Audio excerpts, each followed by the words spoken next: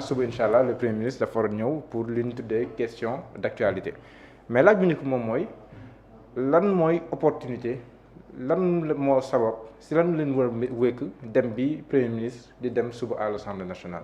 alors boo demee si règlement intérieur bu Assemblée nationale. ma fàttali ne c'est une loi organique.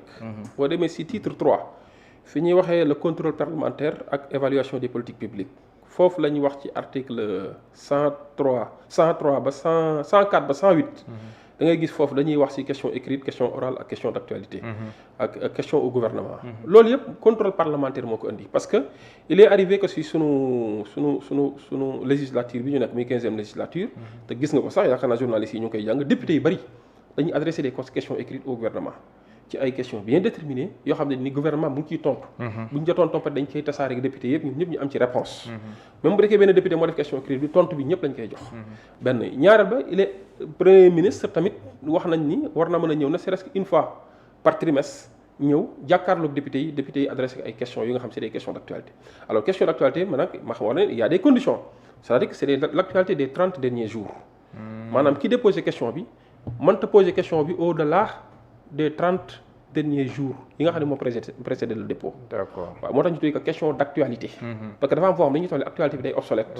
day caduc loolu moo tax bëgguñu tamit di ki ñëw di ay wax ci fee yoo xam ça date de 2023 wala ça date de 2024. moo tax c'est bien encadré. voilà contrairement ak question écrite yi nga xam ne nii soxlawul ay plénière. loolu moom mën nga ko laaj fee boo xam te ni ça date de Mathusalem. ministre bi indi la ci tontu wala gouvernement bi indi ci tontu. alors kon dañ ko teg ci texte boobu ñu ko teg nag moo tax daanaka booy xool premier ministre daanaka day am obligation même si l'obligation n'est pas sanctionnée day am obligation pour ñëw dans le cadre du contrôle parlementaire et du suivi évaluation des politiques publiques loolu nag moo indi loolu te incha allah bu demee tamit dinañ nekk ay débats yu organisés ñi nga xam ne en fonction des groupes ñu xool ku nekk ci seen représentation nu mu toll au plan ci représentation nationale bi bu fekkee 10 questions la wala 20 questions la wala 30 questions la dans ce cas dañ koy répartir ñu xool ku si nekk ak sa degré de représentativité noonu nañu koy séddalee lii mooy groupe majoritaire bi lii lay am opposition bi lii lay am non inscrit lii lay am. d'accord bu weesoo loolu opportunité bi est-ce que le moment est opportun pour que premier ministre dem assemblée nationale. ah mais bien sûr que oui c'est-à-dire boo xoolee texte bi dañu la tous les 3 mois ba mu fa gëjee ak léegi ëpp na 3 mois. tey jii bu fekkoon dañoo war a sanctionner texte bi dañoo war a sanctionner disposition boobu ne boo ko deful ñu sanctionner la. kon dans ce cas premier ministre sanctionné woon nañ ko. loolu moo tax dafa war a ñëw nee naa la léegi ne la c'est parce que on n'a pas sanctionné loolu moo tax premier ministre vu son agenda très chargé. vu les responsabilités qui sont sur ses épaules. vu tamit que ministre tamit ñu ngi ci terrain bi di liggéey yëpp loolu moo tax. assemblée nationale di organiser lu mel nii mais des fois gouvernement mooy émettre le vœu et le souhait de venir rencontrer les députés pour permettre au peuple sénégalais. de se rendre compte mais muy gouvernement bi mais de toute façon. texte assemblée nationale da koo wax. te constitution tamit da ko wax parce que c'est une loi organique. qui vient compléter la constitution. kon constitution tamit da koo wax. kon comme demee na noonu am na périodicité boo xam ne fixé nañ ko pour mu ñëw dans ce cas je ne vois pas le problème pour man c'est une obligation pour lui de venir. il s'est conformé à cette obligation. il s'est conformé à son engagement parce que waxoon na ni sax ne daf bu ko jaree sax chaque mois waxoon na ko à l'Assemblée nationale. chaque mois dinaa fi ñëw pour wax ak député yi. wax ak tamit sénégalais yi li nga xam ne moom la dëkk bi di doxee parce que ak li nga xamante ne ay questions la yu député yi di am te trouvé wuñ ci réponse gouvernement bi a essayé d'apporter ci ay réponses. d'accord loolu lu am solo la kon nañ ko wéer ci texte wéer ko tamit ci nécessité wéer ko ci opportunité pour man peuple sénégalais dafa war di xam régulièrement tout peuple sénégalais dafa xam saa yu ko sàkkoo lépp te peuple sénégalais kan mooy wax ak moom loolu officiel yi nga xam ne ñoom lañ wóolu dénk leen par le biais d'une élection ñenn ñu wóolu leen dénk leen par le canal d'une nomination. loolu moo tax ñëw bi lu am solo la te Sénégal yëpp a ngi koy xaar nag. mais ci contexte bi mu nar a dem ànd ak son gouvernement ci biir gouvernement bi mu am ci koo xam ne ni moom daanaka du ko dut baaraam même bu nekkee tuddul turam ci wàllum ay surfacturation yi demee noonu kon est-ce que malaise du taxaw foofu premier ministre war a ñëw son gouvernement ci jamono ngeen wax ay bonne gouvernance yu demee noonu gestu war a gis dans son gouvernement. dans sa délégation mu war am koo xam ne nii ci wàllu woowu moom ñaaw na njot ci moom ndax loolu du installer benn climat de malaise à l'Assemblée nationale suba. alors du ma dugg ci cuisine interne gouvernement parce que man parlement laa bokk. séparation des pouvoirs. alors s'il doit y avoir un malaise le malaise peut-être interne mais tamit en termes de responsabilité publique il faut tamit ñu assumer ko ñoom lañ def ñooy exécutif bi ñun parlement lañ nous contrôlons, nous votons la loi certes, mais nous contrôlons l'action gouvernementale. Nous faisons un suivi évaluation des politiques publiques. ñun tamit ñëwuñu fa pour neexal ma Samba wala ma neexal ma Demba. Qu'est-ce qui vous dit que Sonko bu ñëwee député dinañ ko poser question boo xam ne moom sax dina nekk mal à l'aise. Qu'est-ce qui vous le dit? laaj bi kon mën nañ ko xaar. mais bien sûr les députés sont libres de poser toutes les questions d'actualité yi nga xamante ni dafa am intérêt national. waxuñu ay questions yoo xamante ni nag c'est des questions personnelles quoi. ñëw pour lijjanti mbirum jàmbur wala non loolu lu ñu fa c'est des questions d'intérêt national. loolu moo ko fa indi et c'est des questions d'actualité des 30 derniers jours. loolu nag bu ñëwee mais personne des ministres n'est épargné. faut pas tamit nga gis ni way diwoom fa képp ku fa ñëw député bi gis ni c'est d'intérêt national dañ cee war a wax dañ koy poser question bi. lu fu mën a jëlee en termes d'atout d'avantage ou de revers dina ko fa jëlee parce que tamit ñun ñoo woote rupture. amuñu assemblée nationale boo xam ne assemblée nationale bu Massamba la wala bu ma dem assemblée nationale du peuple lañ nekk c'est la représentation la plus parfaite du peuple avec toutes les obédiences l'opposition est représentée les non inscrits sont représentés am na si ñoo xam sax bu leen neexoon ñu def seen groupe parlementaire mais ils ont préféré être non inscrits kon amul assemblée nationale boo xamante ni dañuy ñëw de complaisance wala di kii assemblée suba daal lu ne mën na fa tukkee ci ay questions. ba si voyage lu ne mën nañ ko fa xaar. ba si voyage du premier ministre bi mujj. déggoo li ma la wax le voyage caché.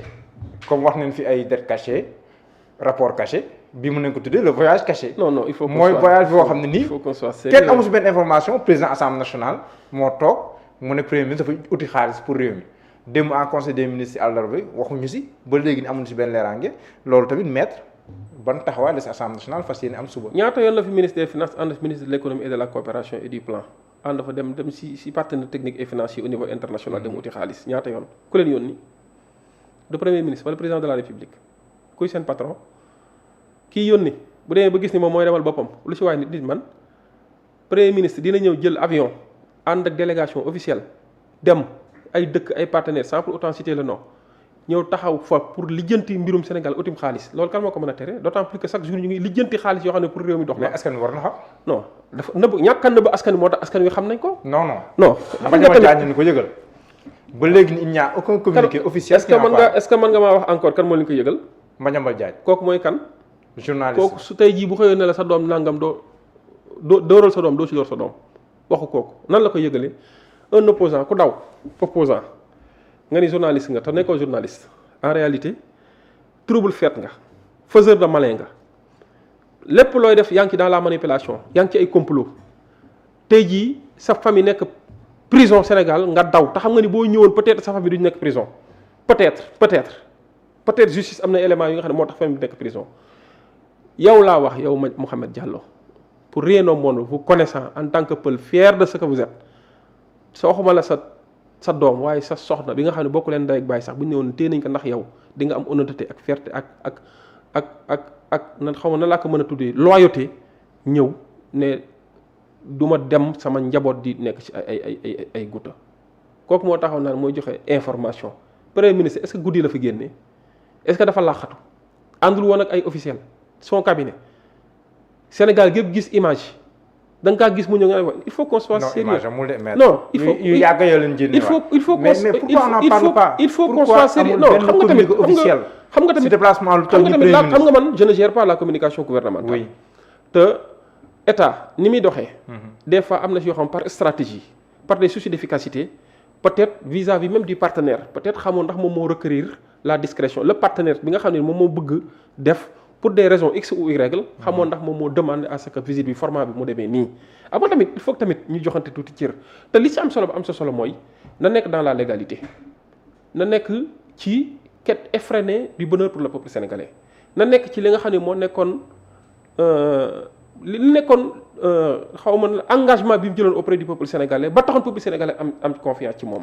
bari na loo xam ne ay stratégies ñu ngi koy dérouler te duñ ko jëm teg ko sur la place publique di ko jëj teg ci marché te pourtant loolu yëpp bu amee résultat ba mu jeexatal ci askan wi lay delluwaat moo tax il faut ñu joxante cër bari na luy xew ci réew mi loo xam te ni ay stratégies ñuy teg la gouvernement bi mooy wax ni bii dañ ciy wax bii mën nañ cee bañ a wax parce que jaru ko peuple bi sax soxlawul sax ñu xam ci peuple soxla na moo tax yéen assemblée léegi nag man nag du ma sax xamit lañ ci jàmbur bu fekkee ni Sonko da cee war a wax suba des députés vont lui poser la question kon kay bu ñu jiitu paaka ci mbaram d'accord yaa ngi dégg du tey nag laay répondre ci place Sonko parce que xaw ma lu ne ci bopp bi li wundoon demam en tant que exécutif bu député bu ñëwee dinañ ko si poser question te incha allah dina si apporter réponse jarul ñuy sonn. mais ndax laax bi tàngul goo xam te ne ni ñu ko mën a lekk dañ ko lekk de. mais laax bi kay ndax lewetul ba noppi ndax laax boo xam ne nii ingrédients ya ko war a safal dëggantaan ba ñu xam ne lii laax la soow mi am na solo am na ay raisin gi sa jëm yëpp ñooñu nee na dañ si raxas seen yoxo ba mu set wicc. waaw heureusement que yow toggoo laax bi ñu ngi siy wax noonu togguñu laax bi tamit. saf nag si laax bi lañ de. tax nag saful laax si laax bi lañ de moo tax xaaral bañ taaj laax bi. bu ñu ko taajee dinañ xam ndax saf nag saful mais kan mooy wax ndax saali na wala ingrédients yi. te opposition bii ne ñoom lii ñu gis ni moom ñoom du si dugg parce que dana leen xañ kàddu daanaka ñeenti laaj dong lañ am suñu loolu ñun toll si lu mot 35 députés. ngeen ne ñeenti laaj dong lañ am. si jamono fu mu toll ñoom ñu ne loolu ñoom duñ si ànd. waxuñu dëggam déet. ñun am nañ 130 députés 130 députés bu ñu demee bañ jox ñu 10 questions. xanaa kon ñun nañ gën a léser ñoom seen groupe parlementaire peut-être 18 personnes lañ bu ñu amee 2 ñun ñu am 130 am 10 on n'a même pas le 10e bu doon le 10e la dinañ am 13 députés. on n'a même pas le 10e ñoom ils n'ont même pas 20 députés ñu jox leen 2 jox leen plus de 10%. waxuma ne déggoo ma ne la ni ñuy joxee parole bi c'est en fonction de leur représentativité à l'Assemblée nationale en réalité dañoo amul argument amuñu argument te dinaa la wax li tax ma la amuñu argument. voici une opposition bi nga xamante ni gis nga quand c'est essentiel quand c'est important on ne les voit jamais on ne voit jamais les députés de l'opposition quand c'est essentiel à l'Assemblée nationale. bu leen foog ni les travaux à l'Assemblée nationale ce sont les plénières c'est li nga les travaux en commission daanaka booy xool li ëpp solo.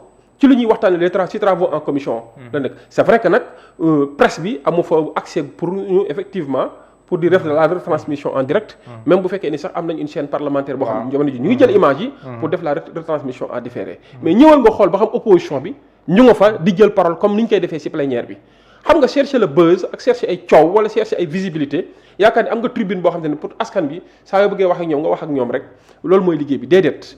Par respect à ce peuple, il aurait dû accepter de venir faire face au gouvernement, poser des questions attendues et qui sont d'intérêt général et qui sont attendues par le peuple sénégalais. Je pense que moom loolu moo nekk une opposition responsable loolu moo nekk une opposition républicaine te nag may wax ni le fait que ñu ni dañuy def la politique de la chaise vide wala di fuir leur responsabilité. c'est une trahison c'est la deuxième fois. non c'est une trahison envers le peuple. Quelle opposition moo koy def opposition boo xam ne jamono déwén sax daaw ak daaw gi ba ñu fi nekkee au pouvoir. mais Ousmane Sonko da daan nekk fii taxaw ci pupitre Assemblée nationale ñoom ñu taxaw di boycotter c'est comme ñoom ñoo nekkoon pouvoir di boycotter Ousmane Sonko à l'Assemblée nationale kon bu Ousmane Sonko ñëwee nekk premier ministre ñëw au pouvoir ñoom ñu dem opposition di ko boycotter mais ce n'est pas du nekkul lu bees mais day wane ne seen degré d'insouciance seen degré d'irresponsabilité damay jàpp ni rek. c'est les mais yéen est-ce que waroo leen woon. xam nga man li may wax gën a may part opposition bi. bu tollawul tam mu xaw a tuuti équilibré ndaxte premier ministre aussi soxla na ñu koy poser question yoo xam ne ni dafay beneen son de cloche. 14 questions. oui 4 questions yëpp dem opposition. avec ñun ñu am 130 députés 14 questions ñu jël 4 yëpp. près de la moitié. non presque la moitié ñun presque suñu moitié ñun lañ leen jox te amuñu boobu représentativité nee naa la sur 165 députés on a presque 80%. tey jii bu ñu defoon normalement bu ñu defoon calcul yu normal 11 députés war nañ cee wax. xaj na peut-être un non inscrit benn sax ñoo fay poser question mais on a été très compréhensif on a été très démocrate on a été très généreux te loolu du ci débat yi kese de demal ci yeneen même ci yeneen séddale yi noonu lay demee ci foo xam te da ngay xool bu ñu calculer woon respecter li nga xam ne mooy prorata bi nga xam ne moom la règlement intérieur bi wax daanaka am na ñoo xam tey ji boo xam da nga naan amuñu droit à la parole mais dañ ko jël on a fait violence sur ñun majorité pour jox leen ñu mën a wax jox leen tribune ñu mën a wax mais bu ñu jëmee ba gis ne ñoom askan wi leen yónni woon ñu war a wax ñooñu déglu leen ñoom gis nañ ni ñoom duñ fa nekk te askan wi boobu askan nag mooy jël responsabilité am pour bu ñu demaatee ba war a sanctionner positivement wala négativement ñoom mooy jël seen responsabilité mais dama ni c'est parce que ils n'ont pas d'argument te opposition mësut am argument man loolu laay wax la constipation de l'esprit et la constipation du cœur seen feebar ñetti constipation la di nga sa xel bu constipé amul idée sa xol bi tëju leneen la ca des tamit day constipé. d'accord fu mu toll na lii tëju maître mooy li ñu war a wax mooy diggante président de la république Bassirou Diomaye Diakhar Faye ak le président du